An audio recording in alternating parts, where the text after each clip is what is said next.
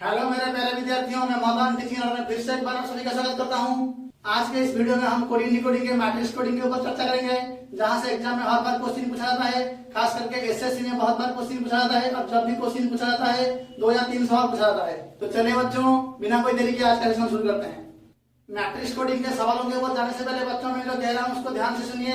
खास करके ये देखा गया है कि बच्चों इतना बड़ा सवाल को देख के एग्जाम में बहुत सारे बच्चे ऐसे सवाल को स्किप करके चले जाते हैं। लेकिन मेरे प्यारे विद्यार्थियों, इतना बड़ा सवाल तुम्हें एग्जामिनर इसीलिए दिया है कि तुम उसको पढ़ोगे तो तुम्हारा ज्यादा से ज्यादा वक्त निकल जाएगा।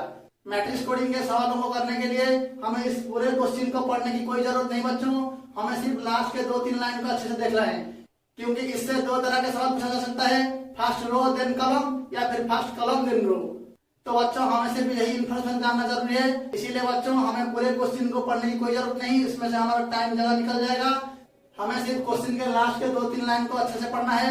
हमें पता लगाना है कि क्वेश्चन क्या पूछ रहा है, फर्स्ट रो देन कॉलम या फर्स्ट कॉलम देन रो। अगर हम ये पता लगा लेंगे तो उस तरह के सवाल को हल करने में हमें कोई दिक्कत नहीं होगी। अक्सर ये देखा गया है कि बच्चों इस तरह के सवाल को करते समय बहुत सारे बच्चे रो और कॉलम में गड़बड़ी कर देते हैं। तो आइए बच्चों पहले समझते हैं रो क्या होता है और कॉलम क्या होता है। बच्चों देखिए, रो का मतलब होता है बच्चों इस स्टेशन में। अगर हम यहाँ से लेकर यहाँ तक जाएंगे इसको कहते हैं रो, यानी कि हिंदी में इसको कहते हैं बच्चों पंक्ति। और बच्चों कॉलम क्या होता है, कॉलम होता है ऐसे, इस तरह से लेकर यहाँ तक, इसको हम कहेंगे कॉलम, यानी कि हिंदी में इसको कहते हैं स्तंभ।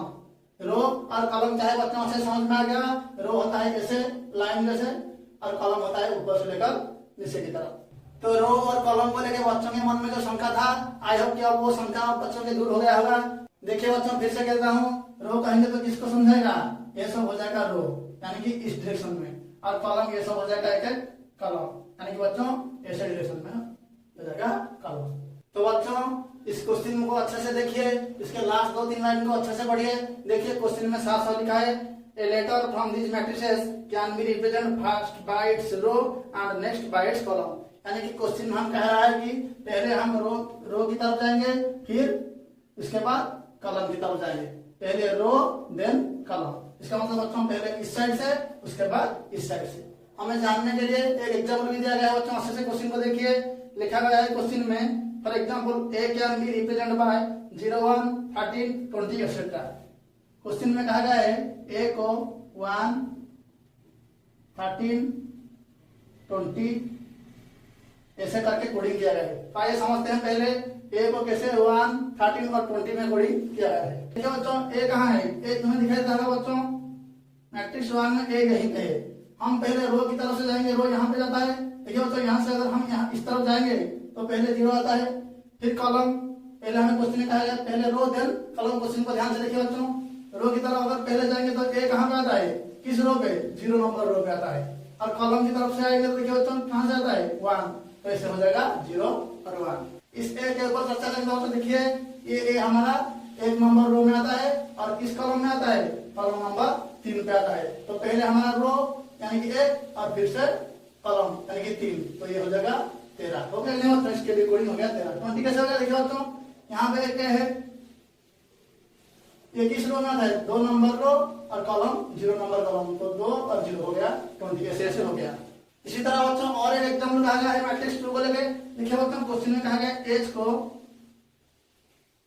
57, 65, 79 ऐसे ऐसे कोडिंग किया गया है। आगे देखते हैं ये कैसे होगा। देखिए बच्चों एज यहाँ पे कहाँ है, यहाँ पे है। पहले अगर हम रो में जाएंगे तो ये 5 नंबर वाला रो और फिर कॉलम में आएंगे तो 7 नंबर, तो 5 और 7 57 हो गया कि नहीं बच्चों। फिर कह रहा है एज के लिए 65 होगा, कैसे होगा देखिए बच्चों, यहाँ पे एज है, यहाँ पे 6 और यहाँ पे 5। पहले हम रो की तरफ से जाएंगे फिर कॉलम में आएंगे। अगर हमें पहले कॉलम बाद में रो कहा गया होता तो ये 6, 5 नहीं होता, ये पहले कॉलम होगा तो 5 फिर 6, 56 होता। देखिए बच्चों अब 79 कैसे हो गया, यहाँ पे देखिए बच्चों यही पे एज दिखाई देता होगा, ये 7 नंबर वाले रो में जाता है और 9 नंबर वाले कॉलम में आता है, तो ये हो जाएगा 79। आई होप कि बच्चों अब मैं तुम्हें मैट्रिक्स 1 और मैट्रिक्स 2 से कोई भी लेटर का कोडिंग अगर तुम्हें निकालने के लिए कहूँ पहले रो देन कॉलम को इस्तेमाल करके, तो तुम आसानी से निकाल पाओगे। तो बच्चों आज के इस वीडियो में मैट्रिक्स कोडिंग के ऊपर जो 2 तरह के सवाल पूछा जाता है, पहले कॉलम देन रो या फिर पहले रो देन कॉलम, हम दो तरह के सवाल को करेंगे। तो चलिए बच्चों बिना कोई देरी के पहले सवाल की तरफ चलते हैं। बच्चों देखिए पहला क्वेश्चन है आपके सामने। क्वेश्चन हमें पूछ रहा है मैट्रिक्स 1 और मैट्रिक्स 2 का इस्तेमाल करके नेक्स्ट के लिए कौन सा कोडिंग सही है, हमें ये निकालना है। देखिए बच्चों इस तरह का सवाल को हल करते टाइम बच्चों हम पहले से लेकर लास्ट तक नहीं जाएंगे, लास्ट से लेकर पहले तक आएंगे, क्योंकि बच्चों इस तरह के सवाल में एग्जामिनर हमारे सामने ऐसे 4 ऑप्शन रखा होगा जहाँ से अगर हम पहले से लेकर लास्ट तक जाएंगे तो हमारा हर जगह में 2 या 3 कोडिंग तक हमारा आंसर सही आ रहा होगा। तो हमें ये समझ में नहीं आएगा कि इसमें से कौन सही है और कौन गलत है। अगर हम आखिरी तक जाएंगे तो आखिरी में हमें पता चलेगा इसमें से कौन सही है कौन गलत है। इसलिए बच्चों हम पहले से लेकर लास्ट तक नहीं जाएंगे, लास्ट से लेकर पहले तक आएंगे। तो देखिए बच्चों यहाँ पे आखिरी लेटर है टी। टी के लिए एक तो कोडिंग दिया गया है 59, एक 95, एक 58 और एक 86। तो बच्चों आगे देखते हैं इसमें से कौन सही है कौन गलत है। देखिए बच्चों टी के लिए क्या 59 कोडिंग हो सकता है। देखिए बच्चों पहले हम ये ध्यान देंगे बच्चों क्वेश्चन में हमें साफ साफ क्या है, पहले हम रो फिर कॉलम में जाएंगे। तो 59 5 और 9। देखिए बच्चों यहाँ पे तो रो पहले हम रो में जाएंगे तो 5 आएगा और 9 यहाँ पे है। तो क्या यहीं पे टी है? हाँ बच्चों यहीं पे हमारा टी है। तो पहले रो और फिर कॉलम में आएंगे तो हमारा 59, तो ये हमारा सही है। क्या 58 हो सकता है? देखिए बच्चों यहाँ पे 5 है और यहाँ पे 8 है। क्या इस जगह पे टी है? देखिए बच्चों 58 यहाँ पे 5 है, पहले रो देन कॉलम, यहाँ पे हमारा टी नहीं है। तो इसका मतलब यहाँ पे तो हमारा बी आ रहा है, 58 में हमारा बी आ रहा है, लेकिन हमारा बच्चों टी के लिए 58 का है। तो इसका मतलब बच्चों ये ऑप्शन हमारा गलत हो गया। देखिए बच्चों कितने आसान से हमारा एक ऑप्शन टर्मिनेट हो गया। तो देखिए बच्चों क्या 86 हो सकता है टी के लिए। देखिए बच्चों यहाँ पे 8 है और यहाँ पे 6 है, तो ये कहाँ तक आता है? 8 और 6 यही पे आता है। क्या बच्चों यही पे हमारा टी दिखाई देता है? तो ये तो नहीं होगा। 80 और 6 में 8 और 6 जो 86 दिखाई देता है, यहाँ पे तो एच आता है। तो इसका मतलब ये भी हमारा गलत हो जाए, क्योंकि ये 86 टी के लिए कोडिंग नहीं हो रहा है, एच के लिए हो रहा है। क्या 9 5 हो सकता है? देखिए बच्चों यहाँ पे 9 है और यहाँ पे 5 है, यही पे। देखिए बच्चों 9 और 5 पहले रो देन कॉलम, तो ये तो सही है। इसका मतलब बच्चों दो ऑप्शन हमारा टर्मिनेट हो गया। तो टी के लिए दोनों सही आ गया। इसमें से कौन सही होगा तो हमें ये पता नहीं चल पा रहा है। इसके पीछे आ जाएंगे बच्चों, मैंने बताया था लास्ट से लेकर पहले तक आएंगे। एस के लिए देखो बच्चों यहाँ पे एस के लिए 55 है, यहाँ पे एस के लिए 77 है। तो आइए पता लगाते हैं कौन सही है। क्या एस के लिए 55 कोडिंग हो सकता है? देखिए बच्चों यहाँ पे 5 है और यहाँ पे भी 5 है। रो की तरफ जाएंगे तो यहाँ पे 5, कॉलम की तरफ आएंगे तो यहाँ पे भी 5। तो यहाँ पे क्या है बच्चों? एस है। तो 55 में एस, ये तो सही है। क्या 77 हो सकता है? देखिए बच्चों यहाँ पे 7 और यहाँ पे भी 7। यहाँ से जाएंगे तो और यहाँ पे आएंगे तो यहाँ से जाएंगे तो 7 नंबर रो 7 और कॉलम, तो यहीं पे हमारा एस दिखाई देता है। तो ये भी सही है। तो एस के लिए दोनों भी सही है। इसमें से हमें पता नहीं चल पाया। तो चलिए बच्चों ई की तरफ आ जाते हैं। एक ई के लिए क्या 56 हो सकता है? आइए देखते हैं। यहाँ पे 5, यहाँ पे 6, 5 और 6 यहाँ पे देखिए बच्चों, इसको देखिए यहाँ पे ई है, 5 रो 6 कॉलम, तो ये भी तो सही है। इसके बाद बच्चों देखिए क्या 76 हो सकता है ई के लिए? 7 नंबर रो और 6 नंबर कॉलम, इसको शो करता है। देखिए बच्चों 7 और 6 क्या यहाँ पे ई है, यहाँ पे टी है। तो जो 7 6 कोडिंग है ये टी को रिप्रेजेंट करता है, लेकिन क्वेश्चन में हमें ए को करने के लिए कहा गया है। तो ये हमारा गलत हो गया। तो 3 ऑप्शन अगर हम गलत हो गया तो आखिर में एक बच गया। इसका मतलब हमारा सही आंसर हो गया ऑप्शन नंबर ए। चाहो तुम भी चेक कर सकते हो क्या एन के लिए ये 0 2 होता है। देखिए बच्चों यहाँ पे है 0 और यहाँ पे है 2, यही पे है एन। तो 0 और 2, 0 नंबर रो और 2 नंबर कॉलम, सही है कि नहीं बच्चों? तो बच्चों ऐसे ऑप्शन को टर्मिनेट करते हैं कैसे हमारा आंसर आसानी से आ गया। आई होप कि बच्चों जो सब बच्चे ऐसे मैट्रिक्स कोडिंग को नहीं समझ पा रहे थे और जो भी बच्चे एग्जाम में उसको स्किप करके चले जाते थे, आज के इस वीडियो के बाद कोई बच्चा इस तरह के सवाल को स्किप नहीं करेगा और किसी भी बच्चे का ही गलत नहीं होगा। अगर अब भी कोई बच्चा इसको अच्छे से समझ नहीं पाया तो कोई बात नहीं बच्चों, चलिए अगले सवाल की तरफ चलते हैं ताकि उसका एक कॉन्सेप्ट अच्छे से क्लियर हो जाए। देखिए बच्चों क्वेश्चन है आपके सामने। क्वेश्चन पूछ रहा है बोध के लिए कौन सा कोडिंग सही होगा ये बताओ। जिस भी बच्चे का ये कॉन्सेप्ट क्लियर हो गया होगा, इससे पहले जो सवाल किया था उसको अच्छे से समझ गया होगा, तो ये तो उसको देखते ही उड़ा देगा। लेकिन जो बच्चा उसको अच्छे से समझ नहीं पाया, अभी तक उसका कॉन्सेप्ट क्लियर नहीं हुआ है, उसको ध्यान से समझिए। तो बच्चों मैंने जो बताया था, हम आखिरी से लेकर पहले तक आएंगे। तो बच्चों हमारा आखिरी लेटर आता है एच। एच के लिए इनमें से कौन सा नंबर कोडिंग सही है, आइए ये पता लगाते हैं। तो एच के लिए बच्चों एक तो कह रहा है 86, एक 59, एक 79 और एक 65। तो देखते हैं बच्चों 86 क्या एच के लिए हो सकता है। देखिए बच्चों यहाँ पे है 8 और यहाँ पे है 6, इसको रिप्रेजेंट करता है 86, 8 और 6 इसको रिप्रेजेंट करता है। तो बच्चों ये एच के लिए सही है, इसका मतलब बच्चों ये ऑप्शन सही है। क्या 79 हो सकता है? यहाँ पे 7 है और यहाँ पे 9 है, रो में 7 कॉलम में 9, तो बच्चों इसको रिप्रेजेंट होता है, तो ये भी तो इसके लिए सही है। क्या 59 हो सकता है? देखिए बच्चों यहाँ पे 5 और यहाँ पे 9, तो 5 और 9 इसको रिप्रेजेंट करता है। तो बच्चों इस वाले रो और इस वाले कॉलम यानी कि 5 और 9 टी को रिप्रेजेंट करता है, लेकिन हमें क्वेश्चन में कह रहा है कि 5 और 9 जो 59 एच को रिप्रेजेंट करेगा। तो बच्चों ये तो हमारा गलत हो गया, क्योंकि 5 और 9 को टी को रिप्रेजेंट करता है, तो हमारा इस ऑप्शन गलत हो गया। तो क्या 6, 5 हो सकता है? देखिए बच्चों यहाँ पे है 6 और यहाँ पे है 5, यानी कि इसको रिप्रेजेंट करता है, तो ये तो सही है।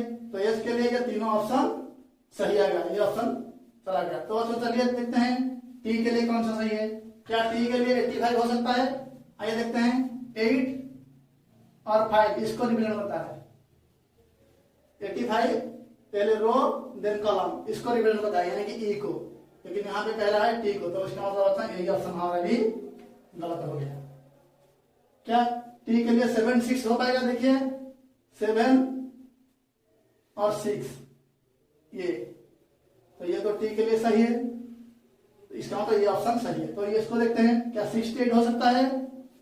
6 और 8 ये, तो बच्चों आपको दिखाई देता होगा 6, 8 ये टी के लिए सही है। तो बच्चों अब हमें ये दिखाई देता है टी और एच के लिए ये ऑप्शन का ये दो कोडिंग और इस ऑप्शन का ये दो कोडिंग सही है। इससे हमें ये पता नहीं चल पाता कि कौन सा ऑप्शन 100% सही है।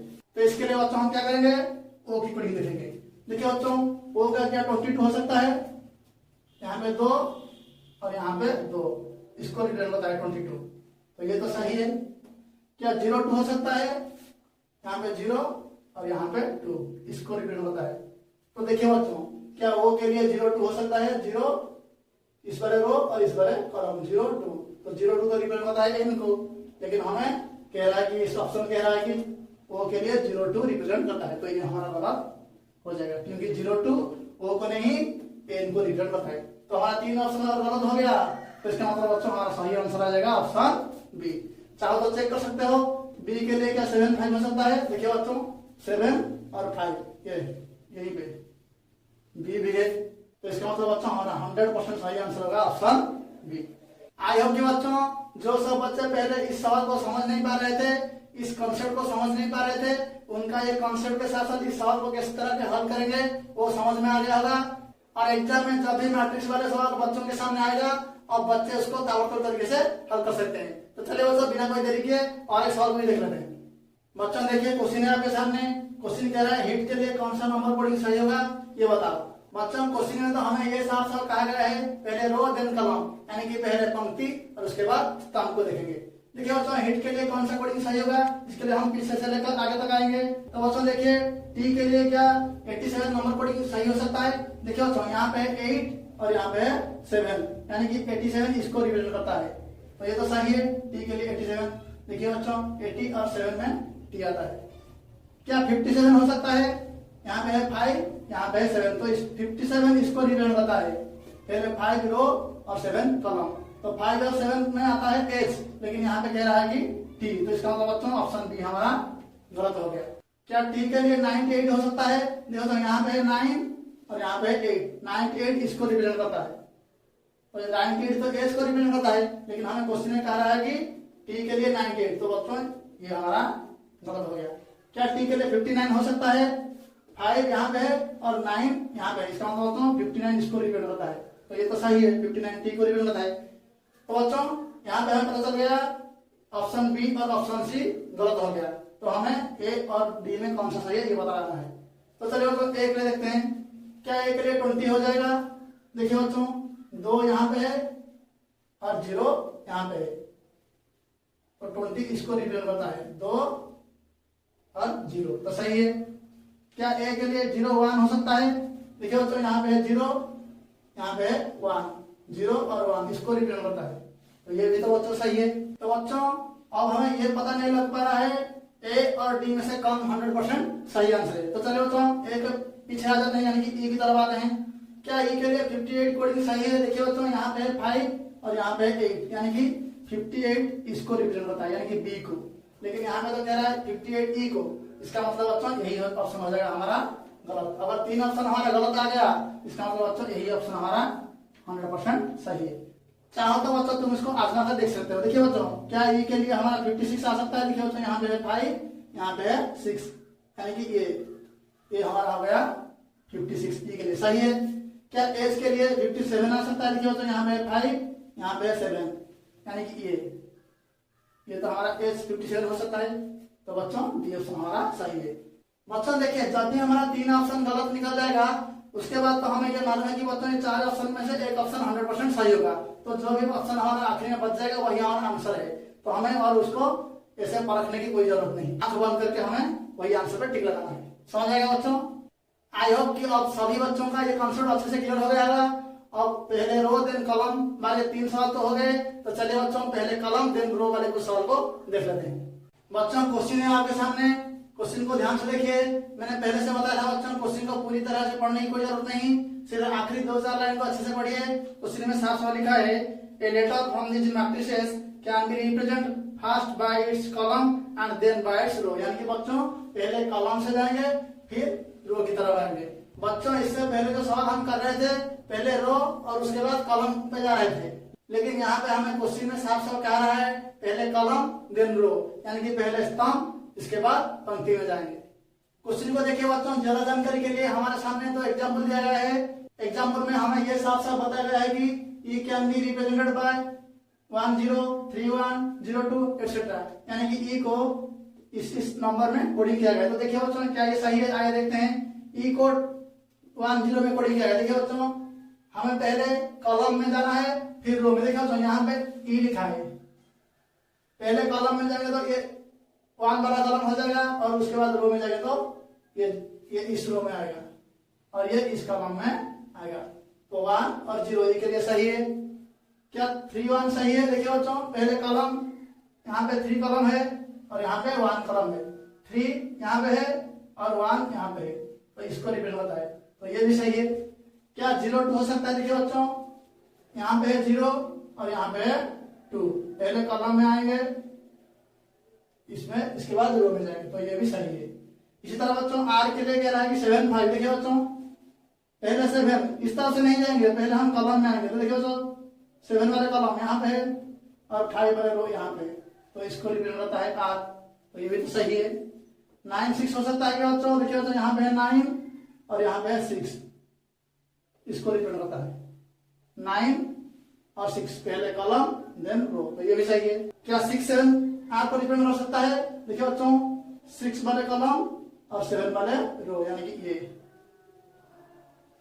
6 वाले कॉलम और 7 वाले रो, तो ये भी तो सही है।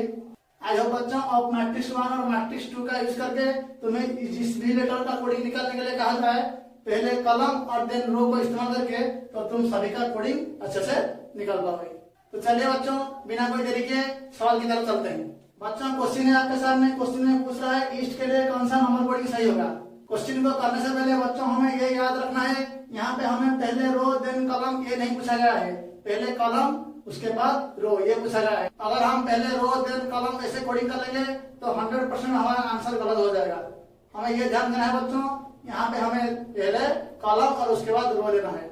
तो आइए बच्चों ये सवाल को हल करते हैं और हर बार की तरह मैंने जैसे बताया था लास्ट से लास्ट तक आते हैं। तो बच्चों टी के लिए पहले देखते हैं, क्या टी के लिए 30 01 40 11 इसमें से कौन कोडिंग हो सकता है। तो पहले 30 को चेक करते हैं। देखिए बच्चों टी के लिए क्या 30 हो सकता है। पहले हम कॉलम में जाएंगे तो 3 कॉलम यहाँ है और 0 रो यहाँ है, तो 3 और 0 इसको रिप्रेजेंट करता है, तो टी के लिए सही है। क्या 40 हो सकता है। 4 कॉलम और 0 कॉलम इसको रिप्रेजेंट होता है, 4 0 इसको रिप्रेजेंट होता है। लेकिन बच्चों यहाँ पे एच आता है तो इसका मतलब बच्चों ये हमारा गलत हो जाएगा, क्योंकि 4 0 एच को रिप्रेजेंट होता है, टी को नहीं। क्या 0 1 हो सकता है? 0 यहाँ है, 1 यहाँ है, इसका मतलब इसको रिप्रेजेंट होता है, 0 1 इसको रिप्रेजेंट होता है, तो ये भी सही है। क्या 11 हो सकता है? 1 और 1 इसको रिप्रेजेंट होता है, 1 और 1, तो ये तो हमारा गलत हो गया। तो ये दोनों ऑप्शन हमारा गलत हो गया। इन दोनों से सही ऑप्शन कौन है जानने के लिए हम एस पे आ जाएंगे। तो चलिए बच्चों एस को देखते हैं। क्या एस के लिए 12 कोडिंग हो सकता है? 1 और 2 इसको रिप्रेजेंट होता है 12, तो इसके लिए सही है।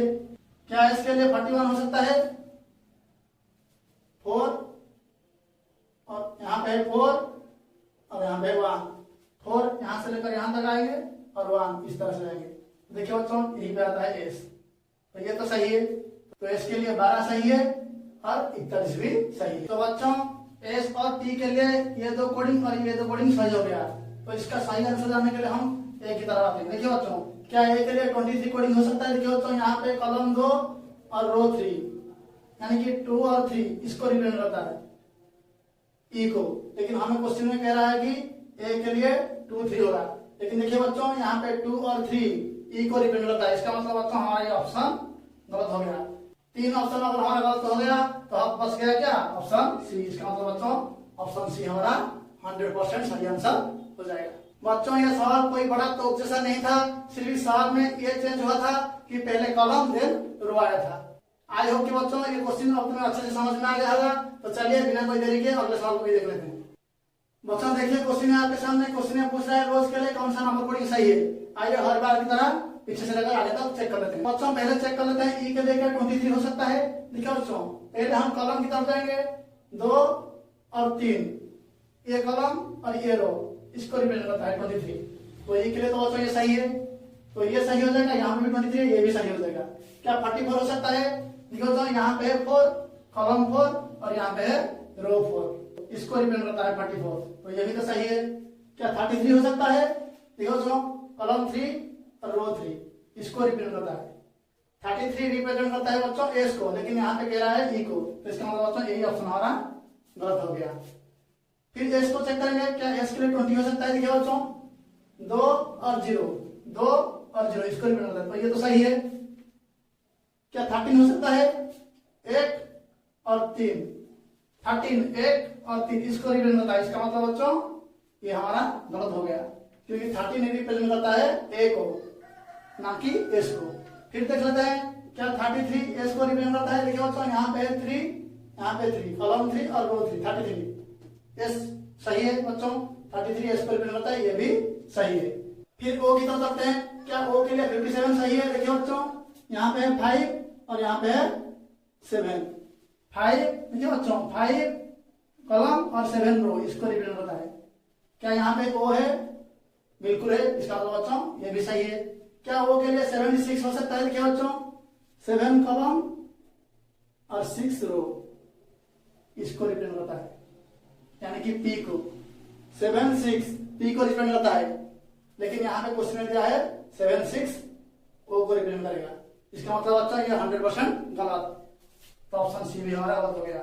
तीनों ऑप्शन अगर हमारा गलत निकल गया, इसका मतलब बच्चों बचा हुआ ऑप्शन ए हमारा 100% सही आंसर होगा। आई होप अब बच्चों का ये पानी से साफ हो गया होगा। तो चलिए आज के सेशन के आखिरी सवाल को देख लेते हैं। मेरे प्यारे बच्चों आज के सेशन का आखिरी सवाल आपके सामने है। क्वेश्चन में पूछ रहा है लेग के लिए कौन सा नंबर कोडिंग सही होगा, ये बताओ। आई होप बच्चों के कॉन्सेप्ट अच्छे से क्लियर हो गया होगा और बच्चों उसको गोली की रफ्तार से उड़ा पाएंगे। तो चलिए बिना कोई देरी के इसको सॉल्व करते हैं। देखिए बच्चों पहले ई को चेक कर लेते हैं। क्या ई के लिए 21 कोडिंग हो सकता है? पहले कॉलम देन रो इसको याद रखना है बच्चों। देखिए बच्चों ई के लिए क्या 21 हो सकता है? कॉलम 2 और रो 1 इसको रिप्रेजेंट करता है 21, तो 21 तो ई के लिए नहीं हो सकता है। इसका मतलब ऑप्शन ए गलत हो गया। क्या 04 हो सकता है? 0 और यहाँ से 4 इसको रिप्रेजेंट करता है एस को, तो ये भी हमारा गलत हो गया। क्या 13 ई को रिप्रेजेंट कर सकता है?